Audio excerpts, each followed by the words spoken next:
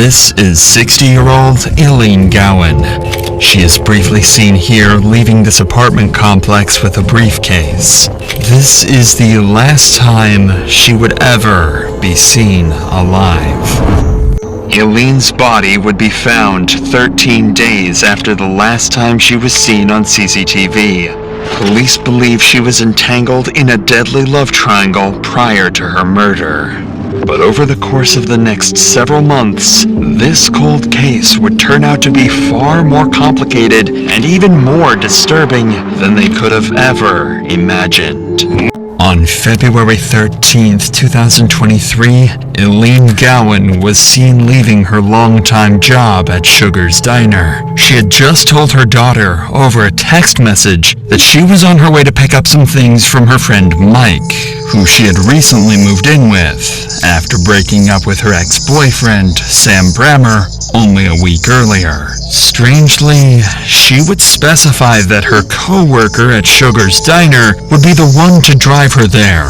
However, as Eileen left her workplace, no co-worker would show up. Instead, strangely, her ex-boyfriend Sam would be the one to pick her up. Hours would go by, but Eileen would never show back up to Sugar's. The owner of the restaurant, Megan, would begin worrying as to where Eileen could have gone, and started frantically sending her messages asking for her whereabouts. But oddly, she would receive a single message back, saying, "Leave me alone, I'm done."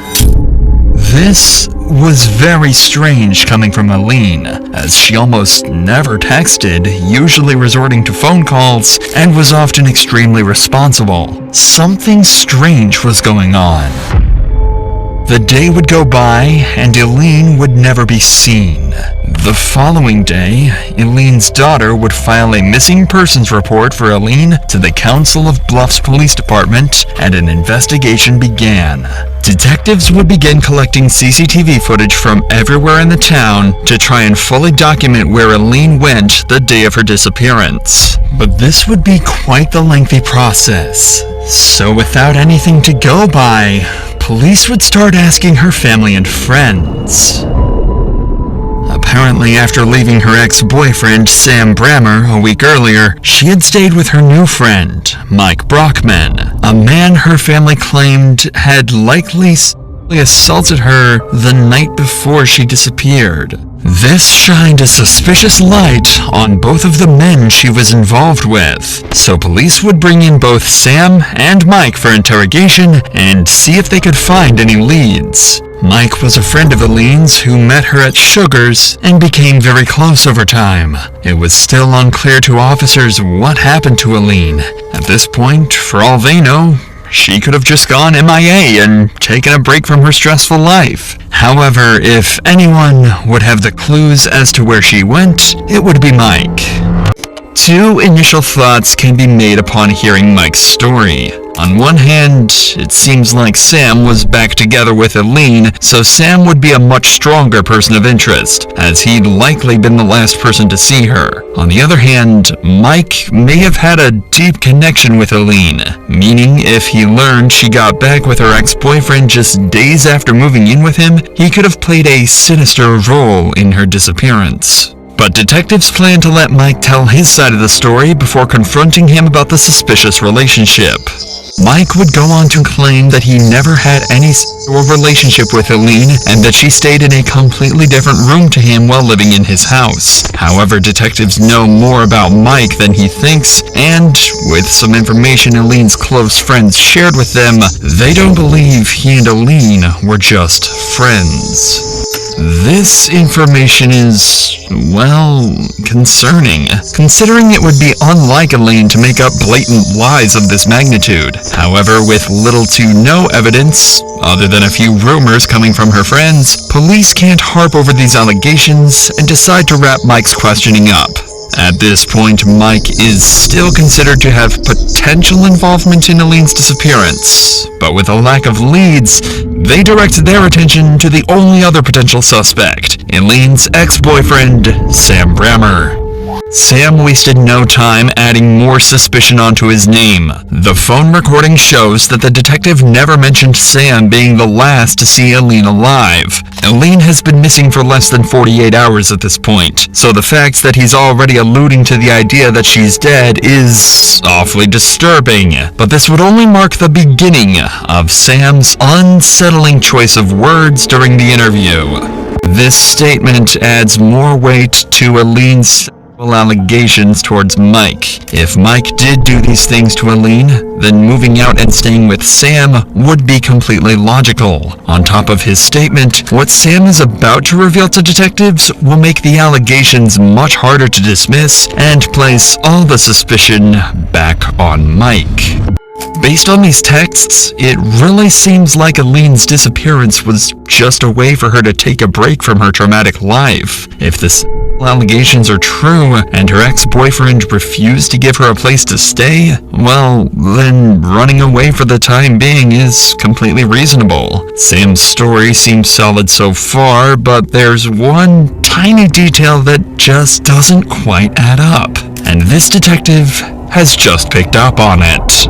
Sam claims the day of Eileen's disappearance, he drove her from her workplace at Sugar's Diner over to Mike's house to get her belongings. After that, he drove off, assuming she was to be picked up by one of her friends. Fortunately, police can easily cross-reference these claims using surveillance footage. At this point, the majority of the CCTV camera footage has been obtained from the day of Eileen's disappearance, so detectives quickly wrapped up Sam's interview so that they could further investigate his claims. Additionally, the detective would apologize for assuming Sam's earlier word choice was suspicious. After nearly 48 hours of compiling the surveillance footage from around the town, officers managed to put together a complete timeline of Sam and Eileen's car ride. At 8:30 a.m. on February 13th, Eileen would patiently wait at her work, Sugar's, for Sam to pick her up. Eileen needed a ride to go and purchase a new apartment since Mike had kicked her out. She would tell her boss and daughter that a friend was picking her up because she didn't want anyone to know her and Sam were back together. Eileen and Sam would first drive to her mother's apartment, Dudley Courts. She would be seen carrying a suitcase-like object out from her mother's apartment, then leaving with it. This would turn out to be a safe containing $1,200, which she had planned to use as a down payment for an apartment. At 9:30 a.m., they would drive directly to the Sherwood apartment complex to purchase the apartment. However, the complex happened to be closed, so they were unable to purchase anything. This is where the timeline starts to deter from Sam's claims in the interrogation room. From 9:45 to 10:30 a.m., Sam's car can be seen driving all across town. He went in multiple circles and even made a quick stop to Burger King at 10:30. However, he never drove Eileen to Mike's house like he had claimed. In fact, Sam's car can be seen driving in the opposite direction to Mike's house the entire morning. This is concerning, but it would only get worse. For the next 2 hours, Sam's truck goes off the grid. It's completely unknown where he went, and no CCTV cameras had managed to capture his location. Luckily, at 1 p.m., his truck would appear back on the same streets he circled on for hours that morning, and eventually, he would make his way back to his own home at the Cottonwood apartment complex. But things were different in all the recordings past 1 p.m. Eileen was no longer with Sam. Cameras had clearly captured that Sam was nowhere near Mike's house the entire day, so why would he feel the need to lie about where he dropped Eileen off? This footage paints Sam out to look awfully suspicious. And while both Sam and Mike have some strong dirt to their name, Sam's clear lies convince officers to bring him back to the station the very next day, this time to confront him on his false alibis. Unbeknownst to detectives, this very interview would spark a months-long game of cat and mouse involving a high-speed pursuit, unsettling clues, and a chilling discovery. Clearly, Sam is lying about where he was the day of Eileen's disappearance. The detectives know it, and it seems like Sam is starting to realize he won't be able to keep up his fake story for much longer. Even after being told that cameras show him nowhere near Mike's house the entire day, Sam insists on his story that he did in fact drop Eileen off at Mike's house. With this, the detectives would take a brief break from the room to watch the footage over again, just to triple check that Sam is 100% lying. And to nobody's surprise, the footage showed Sam on the opposite side of town during the time he claims to have been at Mike's. So when the detectives return to the interview room, they'll use this information to try and get Sam to own up to his lies. Sam is stuck at this point. No matter what information detectives reveal, he will not admit to anything. At this point in the interview, all Sam has left is to simply reject everything the detectives tell him. They know Sam isn't telling the truth, but why he's not telling the truth is what remains to be seen. However, with Sam seemingly uncooperative, all detectives can do is end the interview and let Sam back onto the streets, until more concrete evidence can prove he had more to do with Eileen's disappearance than he claims. But fortunately, letting Sam back onto the streets would lead them to the exact evidence that they were looking for. While law enforcement was working away at this case, another investigative group would be working in the dark. Eileen's family. Everyone held hope that Eileen was still alive, but with time passing, her family was demanding answers. Sam and Eileen had a long history of arguments, physical assault, and much more that the family was well aware of. They knew Sam had more information about Eileen's whereabouts than he had told them. So, to figure this out for themselves, Eileen's son, Jack, would show up to Sam's door that same night, and he would pound on the door, and upon opening, Jack would ask the simple question, "What the hell did you do to my mom?" In Jack's words, Sam stared at him as if he had seen a ghost and then shut the door in his face. Sam panicked. Whatever he did to Eileen, people were starting to catch on. Later that night, Sam would talk to his granddaughter, Emily, and would claim that he was going to harm himself so that he could go visit her deceased grandmother. This shocked Emily, as in her eyes, Eileen was still alive. Quickly, she would call 911 to report everything Sam had just told her, and shortly thereafter, police would locate a drunken Sam at his local bar. Sam's mental state was clearly deteriorating. Whatever happened to Eileen, regardless of his involvement, was really getting to him. Following this, Sam would be placed in a psychiatric facility for the next 2 days, where he would undergo therapy and psychiatric care. During these 2 days, detectives would aim to gather more intel on the case, this time by interviewing the family of Eileen and Sam. They'd bring in both Justin Brammer, Sam's son, and Nicole Shipper, Eileen's daughter, and both of them would reveal significant details, crucial to solving the case. Sam's family strongly suggests that Eileen was in fact the troubled one in the relationship, and Sam tried over and over to cut her out of his life. This only perplexed detectives, and simply doesn't explain why Sam's been acting so strangely following Eileen's disappearance.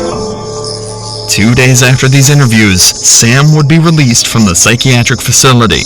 Fortunately for Sam, no new leads had come out regarding Eileen's death, meaning he could finally have some peace for the first time in the last week.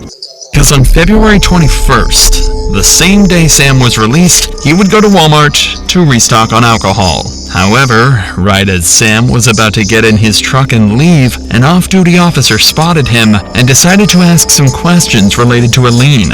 Hesitantly, Sam asked to move his truck, and then he would talk to the officer. But the moment he got into his car, Sam would slam on the pedal, nearly hitting the officer, and floor his truck down the road, flying past pedestrians. The cop would jump in his car and begin chasing Sam, who would only pick up speed as he ramped up to over 100 miles per hour down the peaceful roads of Rexburg, Idaho. The chase continued for multiple minutes, but it became clear to officers that Sam had no plans of slowing down, so the chief officer radioed in to call the chase off. Sam had just successfully run from the police, and while he was having the time of his life, this chase obviously made things much, much worse for Sam. Not only was he now highly suspected of murder, but is also wanted for evading arrest and reckless driving. A couple hours after his escape, he would simply return back to his apartment as if nothing had ever happened. Ironically, this would actually postpone Sam's arrest, as more officers assumed he would be hiding in a more clever place, and searched around the town instead of checking the Cottonwood apartments. In fact, the entire day would go by, and officers had no trace of where Sam could have gone. But the fun would only last for a day, and the pressure must have gotten to Sam, as the next morning he would turn himself in to police. Sam would be charged with eluding and reckless driving and would be placed in the Pottawatomie County Jail. However, Sam would only spend one night in the county jail after being bailed out by Emily. So by the grace of a miracle, yet again, Sam Bremer was back on the streets. During this time, Sam would go to the bank and hand them a large stack of cash to deposit into his account. This wad of cash would come out to be approximately $1,200, the exact amount found in Eileen's safe that she had the day of her disappearance. Additionally, Sam would drive his truck over to the scrapyard. He would ask to fully dispose of it, crushing it to pieces, and even shredding it after. To make sure this got done, Sam would meticulously watch the entire hour-long process, ensuring his car was turned to dust. It couldn't be more obvious that Sam had something to do with Eileen's disappearance. The lies to detectives, the disturbing comments to Emily, running from the cops, cashing in Eileen's safe money, and now shredding the only potential piece of evidence he had left. On top of all of that, detectives had looked into the claims involving Mike Brockman and discovered that Mike was at work all day at Omaha, Nebraska, nowhere near Sugar's Diner where Eileen was last seen. All of that leaves Ivan Sam Bremer as the final suspect. But with no direct evidence, all law enforcement could do is wait until new clues came their way. On February 26th, Eileen's body was found underneath a bridge just miles away from Sam's apartment. The body was unrecognizable, but the clothes matched the exact outfit Eileen was wearing the day she had disappeared. Someone had killed her. Medics would pronounce Eileen dead on the scene, and she would be taken to the hospital to get an autopsy done to determine her cause of death. But her results would come back strange. Eileen had 8 blunt force impacts to her head and a fractured front tooth. Well, gruesome. None of these injuries were sufficient to cause her to die, so her cause of death would be ruled as undetermined. Unfortunately for police, this meant they wouldn't be able to immediately charge Sam with murder. However, with all the sufficient evidence they'd gathered throughout the course of the investigation, they had enough to charge him with abuse of a corpse. Quickly, they'd receive an arrest warrant, and for the 4th time that month, officers would arrive at Sam's apartment, this time to finally seal his fate. Sam's games had finally come to an end. Sam would eventually go to court for the murder of Eileen Gowan. Forensic pathologists would spend weeks investigating Eileen's death, and eventually, they would discover zipper marks on the neck of Eileen, signifying that she was strangled to death, likely by Bremer. This pile of circumstantial evidence seemed to be enough for the jury, and on November 17, 2023, Ivan Samuel Bremer was charged with second-degree murder, abuse of a corpse, and theft. He was sentenced to 65 years in prison.